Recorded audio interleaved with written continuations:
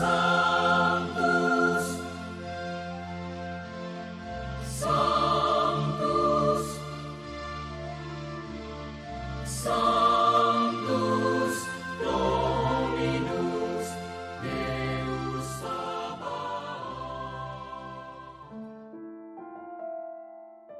Bapak, Ibu, dan saudara-saudariku yang terkasih dalam Tuhan kita Yesus Kristus, salam sejahtera untuk kita semua. Berkat Allah yang Maha Kuasa senantiasa menyertai kita.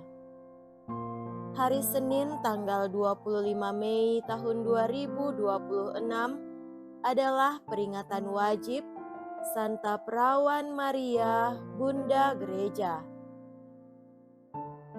Diawali dengan ketaatan Bunda Maria, Sang Hawa yang baru, kepada kehendak Allah, sehingga Kristus sebagai Adam yang baru dapat datang ke dunia oleh ketaatannya kepada kehendak Allah.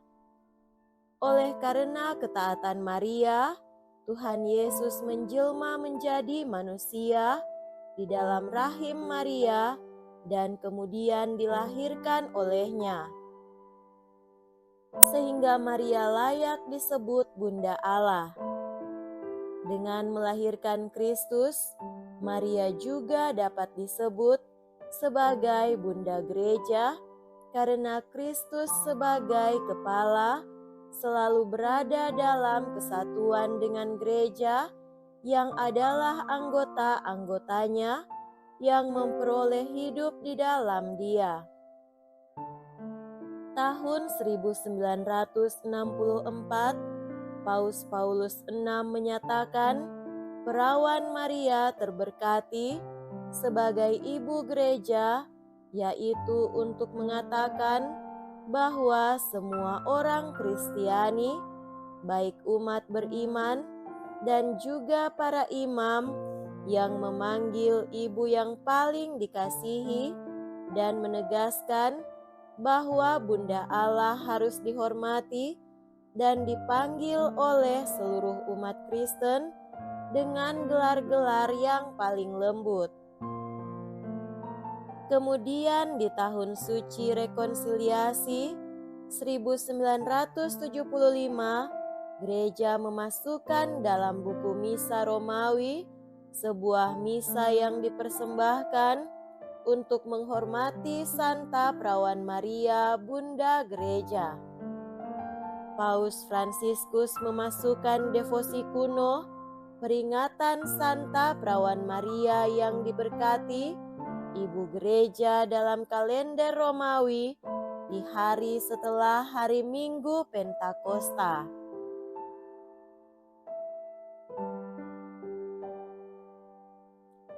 Marilah kita mendengarkan dan merenungkan bacaan-bacaan kitab suci. Dalam nama Bapa dan Putra dan Roh Kudus. Amin.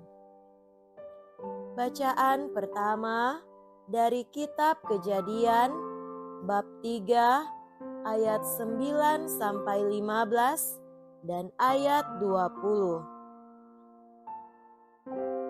Pada suatu hari di Taman Eden, Tuhan Allah memanggil manusia dan bersabda kepadanya, "Di manakah engkau?" Ia menjawab, "Ketika aku mendengar bahwa engkau ada dalam taman ini, aku menjadi takut karena aku telanjang. Sebab itu aku bersembunyi." Tuhan bersabda, "Siapakah yang memberitahukan kepadamu bahwa engkau telanjang? Apakah engkau makan dari buah pohon yang kularang engkau makan itu?" Manusia itu menjawab, "Perempuan yang kau tempatkan di sisiku, dialah yang memberikan buah pohon itu kepadaku, maka kumakan." Kemudian bersabdalah Tuhan kepada perempuan itu, "Apakah yang telah kau perbuat ini?" Jawab perempuan itu, "Ular itu memperdayakan aku, maka ku makan buah itu." Lalu bersabdalah Tuhan Allah kepada ular itu, "Karena engkau berbuat demikian, terkutuklah engkau di antara segala ternak dan di antara segala binatang hutan.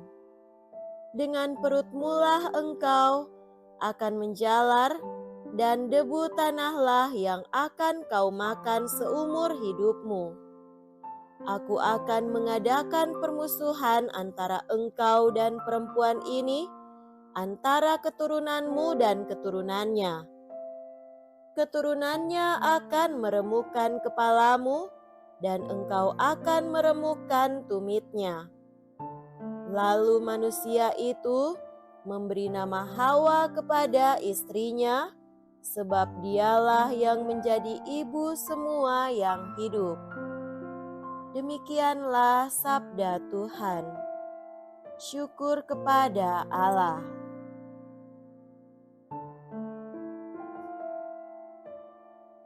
Semoga Tuhan beserta kita sekarang dan selama-lamanya. Inilah Injil suci menurut Santo Yohanes. Dimuliakanlah Tuhan. Injil Yohanes bab 19 ayat 25 sampai 34. Pada waktu itu, dekat salib Yesus, berdiri ibu Yesus dan saudara ibunya, Maria istri Kleopas, dan Maria Magdalena.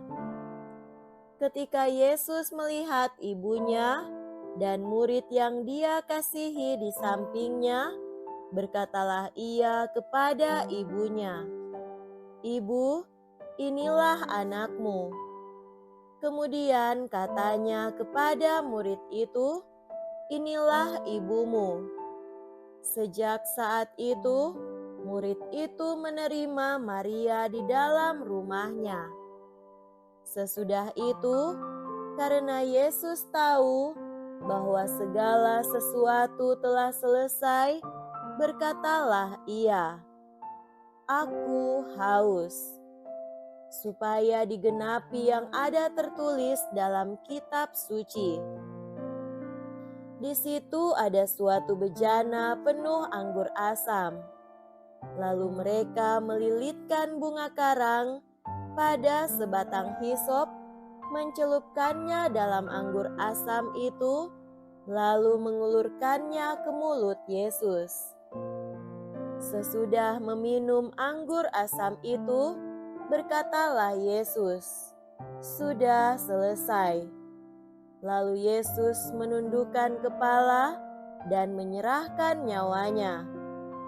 Karena hari itu hari persiapan, dan supaya pada hari Sabat, mayat-mayat itu tidak tinggal tergantung pada kayu salib, sebab Sabat itu hari yang besar, maka datanglah para pemuka Yahudi kepada Pilatus dan meminta kepadanya supaya kaki orang-orang itu dipatahkan dan jenazah-jenazahnya diturunkan. Lalu datanglah prajurit-prajurit dan mematahkan kaki orang yang pertama dan kaki orang yang lain yang disalibkan bersama-sama dengan Yesus. Tetapi ketika mereka sampai kepada Yesus dan melihat bahwa ia telah mati, mereka tidak mematahkan kakinya, tetapi seorang dari antara prajurit itu menikam lambung Yesus dengan tombak, dan segera mengalir keluar darah dan air. Demikianlah sabda Tuhan. Terpujilah Kristus.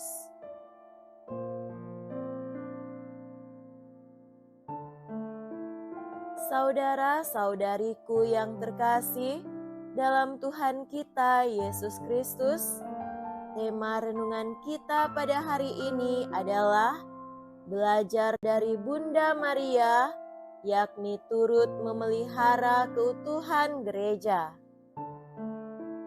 Hari ini adalah hari peringatan Santa Perawan Maria, Bunda Gereja, yaitu Maria menjadi ibu yang menyertai dan mendoakan gereja. Bacaan-bacaan kitab suci hari ini menerangkan alasan Maria diperingati sebagai Bunda Gereja.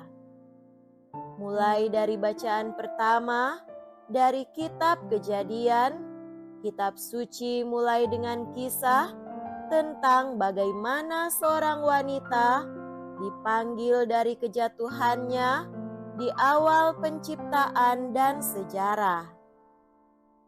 Dari kejatuhannya, wanita itu dipanggil dan diangkat menjadi seorang Hawa, yakni menjadi seorang ibu. Ia diangkat, diperbaharui dan dilibatkan oleh Allah sebagai ibu segala yang hidup. Sejak awal, Allah sudah memanggil, mengangkat dan menetapkan wanita sebagai mitranya untuk mewujudkan kehidupan. Saudara terkasih, Injil Yohanes berbicara tentang kesetiaan Maria, Ibu Sang Juru Selamat, yang menyertai hingga wafat putranya disalib. Di kayu salib, di hadapan ibunya, Yesus menyerahkan diri kepadanya sebagai ibunya. Kristus juga di hadapan ibunya mengajak para muridnya untuk melihat Bunda Maria sebagai ibu mereka. Semenjak saat itu, para murid menerima Maria sebagai anggota kebersamaan rasuli mereka. Di atas kayu salib, Yesus Kristus sendirilah yang menetapkan dua hal hakiki, yakni Bunda Maria adalah ibunya dan ibu para muridnya yang menjadi tiang-tiang utama gereja awal. Kristus sendirilah yang menetapkan Bunda Maria sebagai ibunya dan ibu bagi para pengikut atau para rasulnya. Maria juga dilibatkan oleh putranya menjadi saksi setia saat-saat akhir kematiannya di kayu salib. Kisah para rasul menambahkan kesaksian bahwa Maria juga menjadi bagian utuh dari kehidupan kebersamaan para rasul pasca kebangkitan putranya. Ia setia menyertai gereja awal ini. Saudara-saudariku yang terkasih, bacaan-bacaan ini menerangkan bahwa Bunda Maria diperingati sebagai teladan dalam mengikuti putranya hingga wafat di kayu salib, dan dari situ Kristus menetapkannya menjadi ibu yang menyertai, turut merawat, menjaga dan mendoakan perjalanan iman gereja. Ini alasan utamanya. Dengan ini, kita semua diajak untuk belajar dari kesetiaannya mengikuti Kristus dan merawat kehidupan gereja melalui ketaatan, penyerahan diri, kesetiaan pada gereja, pertobatan diri, dan memelihara kesatuan dan keutuhan jemaat Kristus sendiri. Kita bertobat agar tidak menjadi perusak, perongrong, penyebab gereja terpecah belah, pelayanan terhambat, malas dan tidak peduli dengan gereja, dan menutup diri, keras kepala, arogan dan susah memberi diri bagi perkembangan gereja. Semoga demikian. Amin. Dalam nama Bapa dan Putra, dan Roh Kudus. Amin.